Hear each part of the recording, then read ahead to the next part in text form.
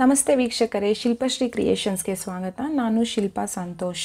ಇವತ್ತು ನಾನು ಸಿಂಪಲ್ ಕುಚ್ಚುನ ಹೇಗೆ ಹಾಕೋದು ಅಂತ ಹೇಳ್ಕೊಡ್ತಾ ಇದ್ದೀನಿ. ಜೊತೆಗೆ ಒಂದು ಬೀಡ್ ಕೂಡ ಆ್ಯಡ್ ಮಾಡ್ತಾ ಇದ್ದೀನಿ. ನಮ್ಮ ಚಾನಲ್ನ ಹೊಸದಾಗಿ ಯಾರಾದರೂ ನೋಡ್ತಾ ಇದ್ದರೆ ಪ್ಲೀಸ್ ನಮ್ಮ ಚಾನಲ್ನ ಸಬ್ಸ್ಕ್ರೈಬ್ ಆಗಲು ಮರಿಬೇಡಿ. ಹಾಗೆಯೇ ಪಕ್ಕದಲ್ಲಿರೋ ಬೆಲ್ ಐಕನ್ನ ಪ್ರೆಸ್ ಮಾಡಲು ಮರಿಬೇಡಿ ವೀಕ್ಷಕರೇ.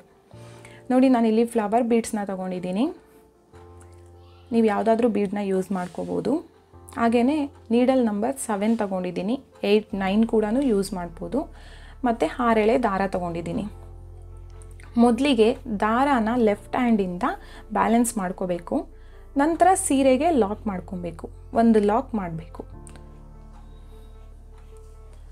ಒಂದು ಲಾಕ್ ಆದಮೇಲೆ 3 ಚೈನ್ ಹಾಕಬೇಕು.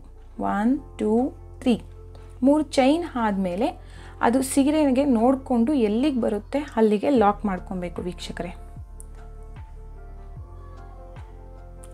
ಲಾಕ್ ಆದ ನಂತರ ಸ್ವಲ್ಪ ದಾರನ ಮೇಲಕ್ಕೆ ಎತ್ಕೊಂಡು ಅಲ್ಲಿಗೆ ಬೀಡನ್ನ ನಾವು ಆ್ಯಡ್ ಮಾಡಬೇಕು. ಸೊ ನಾನು ತಗೊಂಡಿದ್ದ ಫ್ಲವರ್ ಬೀಡನ್ನ ಅಲ್ಲಿ ಆ್ಯಡ್ ಮಾಡ್ತಾಯಿದ್ದೀನಿ. ಬೀಡ್ ಆದಮೇಲೆ ಫಸ್ಟು ಬೀಡನ್ನ ಲಾಕ್ ಮಾಡಿ ನೆಕ್ಸ್ಟ್ ಸ್ಯಾರಿಗೆ ಲಾಕ್ ಮಾಡ್ಕೊಬೇಕು. ಇದೇ ರೀತಿ ನಾವು ನೆಕ್ಸ್ಟು ಮತ್ತೆ 3 ಚೈನ್ ಹಾಕಬೇಕು. 3 ಚೈನ್ ಹಾಕಿ ಸ್ಯಾರಿಗೆ ಲಾಕ್ ಮಾಡಬೇಕು.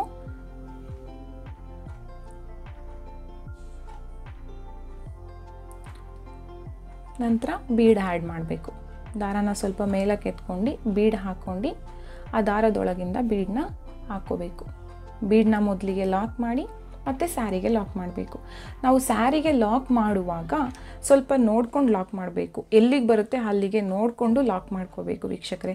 ಸ್ವಲ್ಪ ಹೆಚ್ಚು ಕಡಿಮೆ ಆಯಿತು ಅಂತ ಅಂದ್ರೂ ಸ್ಯಾರಿನಲ್ಲಿ ಸುಕ್ ಬಂದುಬಿಡುತ್ತೆ. ಆಮೇಲೆ ನೋಡೋಕ್ಕೆ ನೀಟಾಗಿ ಕಾಣಿಸೋದಿಲ್ಲ. ನೋಡಿ, 3 ಚೈನು 1 ಬೀಡು, 3 ಚೈನು 1 ಬೀಡು, ಇದೇ ರೀತಿ ಸ್ಯಾರಿ ಪೂರ್ತಿಯಾಗಿ ಹಾಕೋಬೇಕು. ಇವಾಗ ಸ್ಯಾರಿಗೆ ಕುಚ್ಚು ಹಾಕೋದಕ್ಕೆ ನಾನು 150 ಎಳೆ ದಾರನ ತಗೊಂಡು ಸೂಜಿನಲ್ಲಿ ಪೋಣಿಸ್ಕೊಂಡಿದ್ದೀನಿ.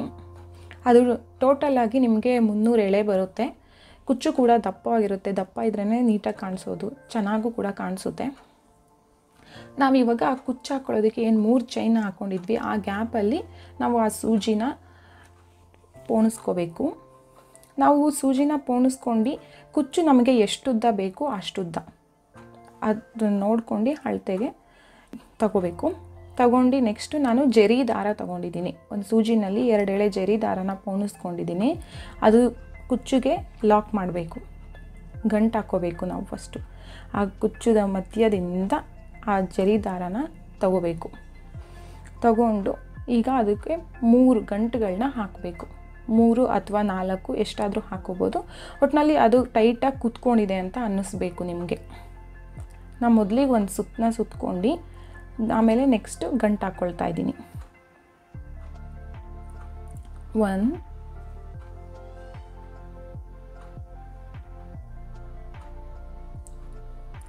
2,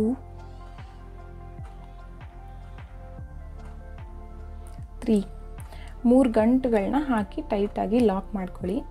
ಆಮೇಲೆ ಆ ದಾರನ ನಾವು ಹಿಂದೆಯಿಂದ ಮಧ್ಯದಲ್ಲಿ ಏನು ನಾವು ಕುಚ್ಚು ಹಾಕಿರ್ತೀವೋ ಅದ್ರ ಮಧ್ಯದಿಂದ ಎತ್ಕೋಬೇಕು. ಸೊ ನಾವು ಕಟ್ ಮಾಡೋದ್ರಿಂದ ಅದು ನಾವು ಏನು ಗಂಟುಗಳನ್ನ ಹಾಕಿರ್ತೀವೋ ಅದು ಬಿಚ್ಕೊಳ್ಳೋ ಚಾನ್ಸಸ್ ಇರಲ್ಲ. ಅದಕ್ಕೋಸ್ಕರ ನಾನು ಕೆಳಗಡೆ ಎತ್ಕೊಂಡು ಕಟ್ ಮಾಡ್ಕೊಳ್ತಾ ಇದ್ದೀನಿ. ಸೊ ಕಟ್ ಮಾಡ್ಕೊಳ್ಳುವಾಗ ನೋಡ್ಕೊಂಡು ನಿಮ್ಗೆ ಎಷ್ಟುದ ಬೇಕೋ ಅಷ್ಟುದ ನೋಡಿ ಕಟ್ ಮಾಡ್ಕೊಳ್ಳಿ. ನೋಡಿ ಹೇಗೆ ಕಾಣಿಸ್ತಾ ಇದೆ ಅಂತ. ಅದೇ ರೀತಿ ನಾನು 3 ಕುಚ್ಚುಗಳನ್ನ ಹಾಕಿದ್ದೀನಿ. ಬ್ಲೂ ಇಂದ 3 ಕುಚ್ಚು ಹಾಕಿ ನೆಕ್ಸ್ಟ್ ಗೋಲ್ಡ್ ಕಲರ್ ಇದೆ ಸೀರೆ, ಸೊ ಅದಕ್ಕೆ ಗೋಲ್ಡ್ ಕಲರಲ್ಲಿ ತೊಗೊಂಡಿದ್ದೀನಿ. ಅದೇ ರೀತಿಯೇ ಗಂಟು ಹಾಕ್ಕೋಬೇಕು. ಇದನ್ನು